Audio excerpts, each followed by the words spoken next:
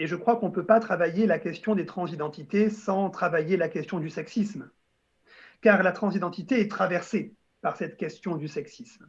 Des garçons que l'on juge efféminés, des filles que l'on juge masculines, des enfants à qui on s'entête à offrir des jouets du côté rose ou du côté bleu, du côté de l'extérieur ou de l'intérieur, du côté de la force et de la virilité versus du côté de la docilité et de la bienveillance. Je crois que tous ces stéréotypes et tous ces préjugés sont aussi à l'intersection des parents, de l'école et des pères.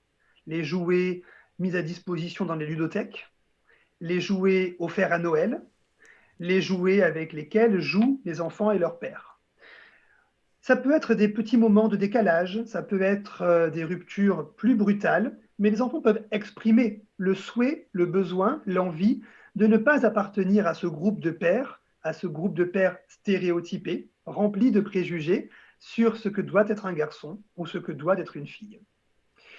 Enfin, il y a aussi les interrogations de ces jeunes.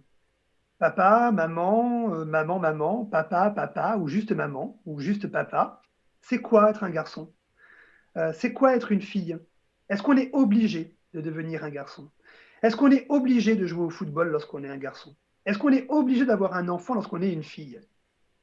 Toutes ces petites questions qui nous font dire que là aussi, entre sexisme, homophobie, transidentité et transphobie, on a un rôle à jouer, nous adultes, nous pédagogues, mais aussi les parents, dans ce détricotage des normes qui, si elles sont vraiment détricotées, vont permettre aux jeunes, notamment aux jeunes trans, de se faire une place dans cet univers excessivement normé du côté du masculin, du féminin, et du masculin et du féminin uniquement.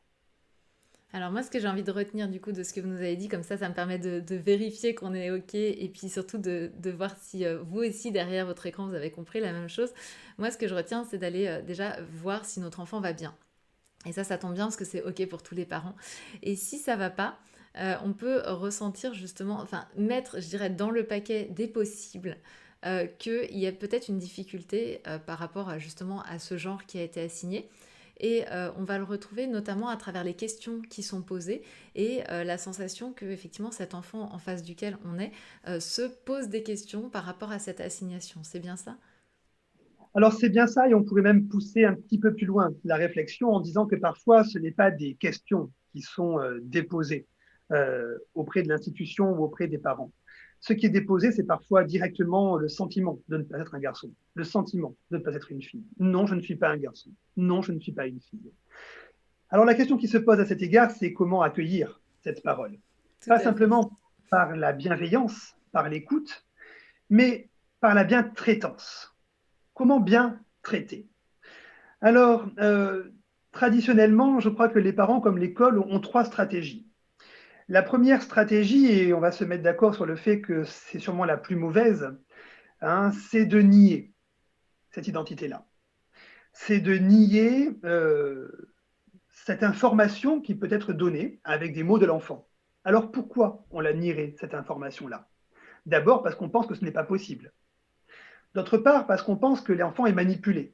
Alors par les médias, par les pères, par la mode, par l'école, par la fameuse théorie du genre, théorie qui n'existe pas, hein, mais dont on a longtemps entendu qu'elle serait là pour pervertir la nature de l'enfant, qui est d'être un homme et qui est d'être une femme. En devenir, bien sûr, lorsqu'il s'agit des enfants. Bref, on a tout un tas de comportements qui consisteraient à passer sous silence, hein, ces premières manifestations de la transidentité comme de l'homosexualité par ailleurs. Donc ça serait la phrase par exemple, d'une petite qui a été assignée fille à la naissance, donc qui a une vulve, qui a toute l'apparence de ça, qui dirait moi, maman, ou moi, madame la maîtresse, ou moi, monsieur le maître, je ne me sens pas une fille, je ne suis pas d'accord pour être là-dedans. Et on lui dirait, bah si, comme tu as une vulve, tu es une fille. C'est bien ça le fait de nier. On lui dirait que, évidemment, c'est une fille, on lui dirait, ou alors que ce n'est pas possible d'être autre chose qu'une fille, ou on lui dirait qu'elle se trompe. Ok. C'est une première piste qui malheureusement est maintes fois validée, vérifiée, sur le terrain, comme on parle en sociologie, c'est-à-dire quand on observe des écoles, quand on observe des parents.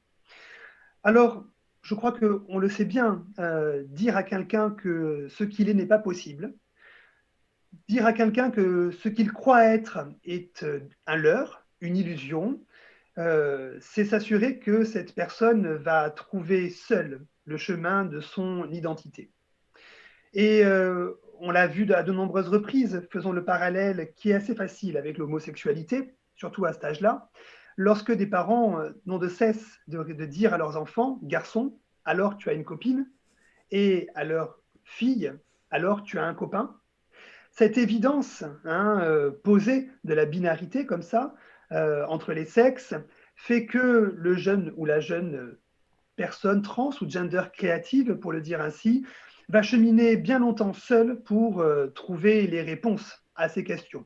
Heureusement, aujourd'hui, il y a Internet, mais pas sûr qu'à ces temps, l'accès à Internet soit aussi facilité que lorsqu'on est au lycée.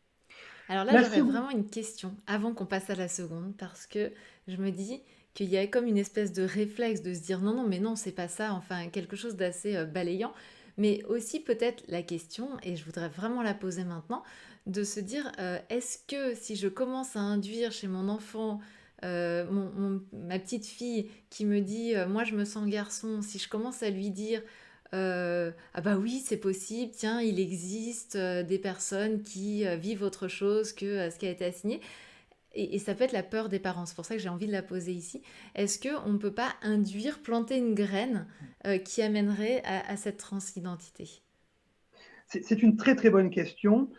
En effet, les parents ont peur de faire consister quelque chose qui serait de l'ordre du fantasme, du rêve, de l'irréel, voire de l'impensé pour eux, de l'impensé moral, de l'impensé naturel, religieux, comme vous voulez. Alors, je crois que sur cette question, il faut être tout à fait net, tout à fait clair. Notre identité, les identités qu'ont les individus, aujourd'hui comme hier, sont des identités enracinées. Euh, dites à une femme, peu importe la femme, qu'elle n'est pas une femme, elle aura beau avoir des oppositions, si elle a la conviction qu'elle est une femme, elle sera cette femme-là. D'ailleurs, vous remarquerez que quand une jeune fille dit qu'elle est une fille, il ne vient à l'idée d'aucun parent de ne pas semer la graine de la féminité, de ne pas semer la graine du devenir femme. Mais quand un jeune garçon dit, en tout cas personne assigné garçon à la naissance, dit qu'il est une fille, les parents se braquent, ou quelques parents se braquent, et l'institution se braque aussi. C'est comme si d'un côté, il y avait une féminité légitime, autorisée, encouragée, et de l'autre, une féminité, pareil pour la masculinité, réprimée, interdite, voire hostile, qu'il s'agirait de réfréner. Les identités étant ce qu'elles sont, en faire l'expérience de cette identité, c'est sûrement la meilleure manière de savoir si l'on est ou pas de cette identité. C'est Donc pour ça ça veut que dire les qu'on jeunes, en parle, on peut en parler, bien sûr, et en fait ça ne changera rien à la finalité, si ce n'est permettre à l'enfant d'avoir tous ses possibles ouverts, c'est bien ça? je crois profondément que le chemin sera moins semé d'embûches si on en parle en effet, mais que la finalité restera bien souvent la même. On a eu tellement d'exemples de jeunes homosexuels dont les parents ne voulaient pas parler d'homosexualité, de peur de faire consister cette homosexualité, de faire exister cette homosexualité en eux. La conclusion, c'est que l'homosexualité de ces personnes, garçons comme filles, a fini par se révéler au grand jour, peut-être plus tardivement que si les parents avaient été là, mais elle s'est révélée quand même. Et peut-être avec plus de douleur aussi, parce qu'on sent un rejet. Il y a quelque chose de cet Eh, ordre-là. exactement. Alors, la seconde piste, Merci. si vous me le permettez, que faire en tant que parent? Alors, je dirais aussi en tant qu'encadrant, parce que les parents peuvent être aussi des adultes encadrants, des voisins, des proches, des enseignants, des enseignantes. Alors, qu'est-ce qu'on peut faire en tant qu'adulte, en tant que témoin, c'est ça aussi la citoyenneté, c'est que je suis témoin et qu'est-ce que je fais pour agir? Je peux, et c'est la seconde piste, externaliser la prise de décision. Moi, en tant que parent, je ne sais pas quoi faire avec ça. Mais au lieu de le passer sous silence, je vais externaliser la prise de décision par le biais du monde associatif. Je vais frapper à des associations, la porte d'associations. Ou bien je vais aller voir des médecins.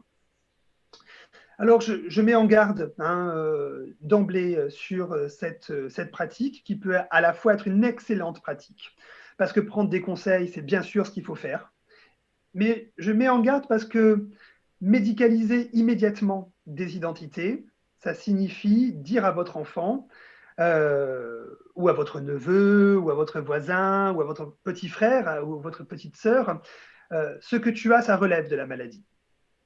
Donc, externaliser la prise de décision, externaliser les renseignements, ça peut être une très bonne chose, comme ça peut avoir euh, une dimension absolument contre-productive en matière de stéréotypes, en matière de stigmatisation de l'enfant.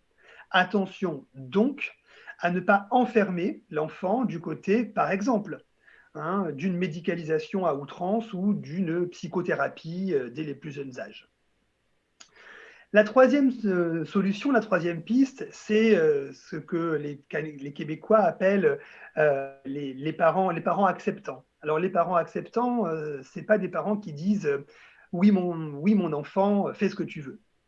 C'est des parents qui sont à la fois vigilants du bon développement psychosocial de l'enfant et du bon développement médical de l'enfant. Alors, bon développement psychosocial, ça veut dire quoi? Ça veut dire que si l'enfant peut s'épanouir indépendamment de l'assignation de sexe à la naissance, il n'en demeure pas moins que la société est parfois hostile. Et donc, dire à son enfant, bien sûr que tu peux être habillé en princesse à l'école, eh bien, je ne suis pas certain que ce soit ne pas faire que son enfant soit confronté, par exemple, à des violences ou à des injures. Un parent accompagnant, c'est donc un parent qui à la fois accompagne l'identité de genre de son enfant, mais aussi met des garde-fous vis-à-vis de la violence sociale qui peut s'abattre sur ces jeunes-là. Ouais, c'est complexe en fait, parce que mettre des garde-fous et en même temps vouloir accepter, on est quand même dans quelque chose d'assez complexe, effectivement, et je ressens toute la subtilité de la proposition. Mais en tout cas, il y a un accueil du besoin de l'enfant et des dires de l'enfant, c'est bien ça hein, que Oui, je retiens. oui, c'est Parfait. un chemin de crête, vous avez raison. Et Un est-ce chemin que... de crête entre accueil et protection.